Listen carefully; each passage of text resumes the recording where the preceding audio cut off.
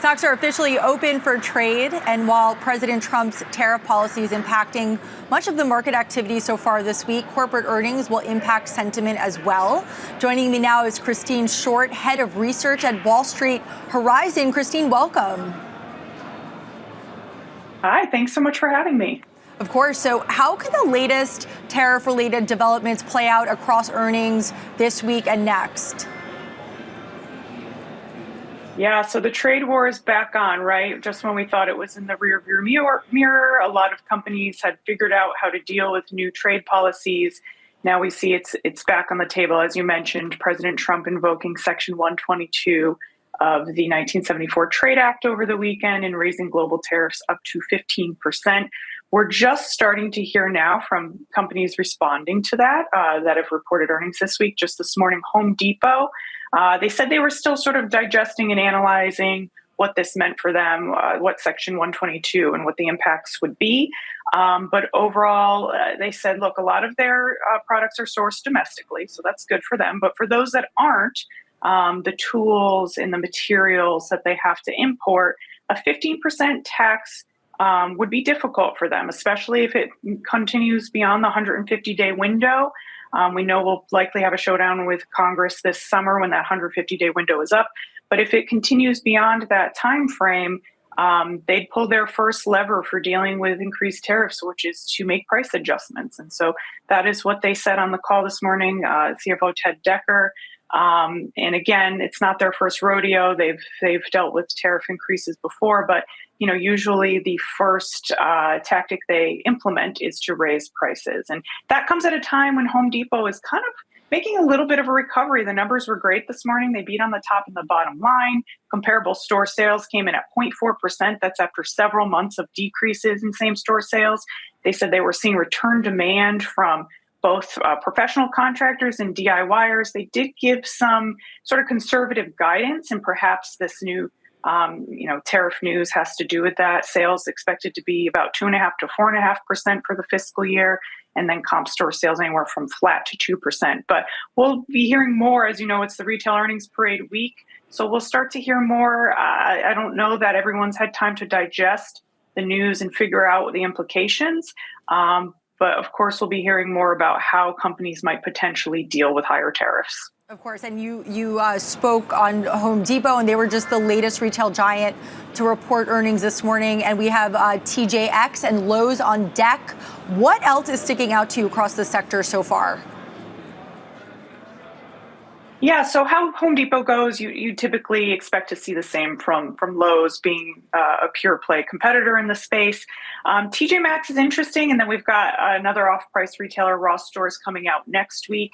Those are two names that are able to shake off any sort of trade war or tariff turmoil because of the structure of their business, right? They are receiving items typically from department stores that have already had tariffs paid on them. So they don't have to worry about that as much, and they end up being kind of one of the darlings when we have one of these trade wars, because not only do they not have to pay those tariffs, but because they don't typically have to raise prices. And we know the consumer is very price conscious right now. They're looking for a bargain. That's where you go. You go to these off-price retailers to get that value. So they're already doing very well because of this value conscious consumer.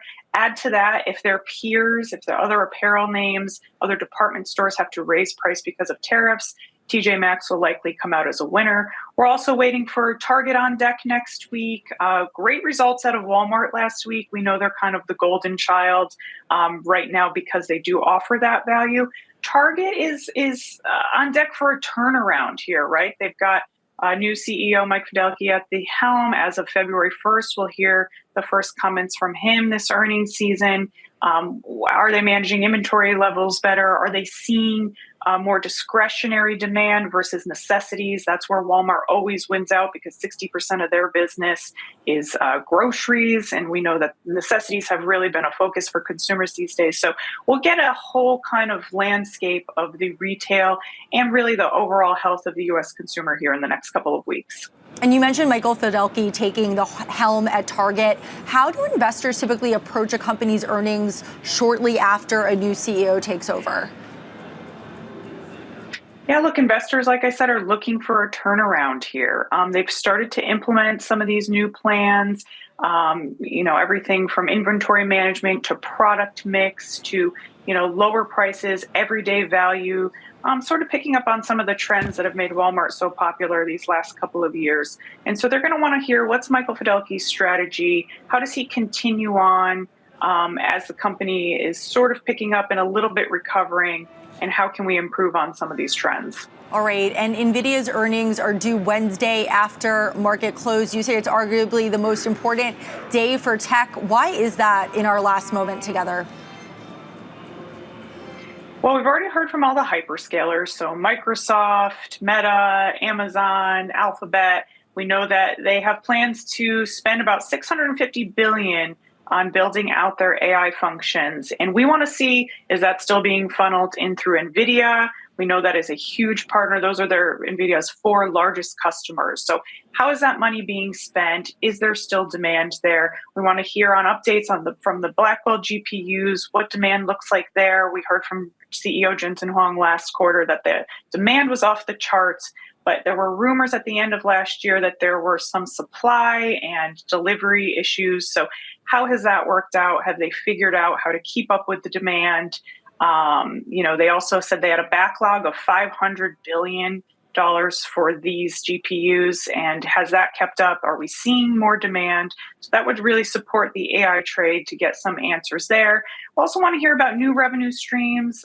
CEO Jensen Huang has also talked about the move from generative AI, so the chatbots we're all familiar with, into agentic AI, so software that actually does tasks. And what does that do for ongoing demand for these types of chips? So again, this is always a blockbuster report. It kind of either confirms or denies what we've already heard from some of the AI buyers and those that are building out their data sets or data centers. And so we'll all be listening very intently to NVIDIA's report tomorrow. All right, thank you, Christine Short, head of research at Wall Street Horizon. Thank you so much. Great to be here.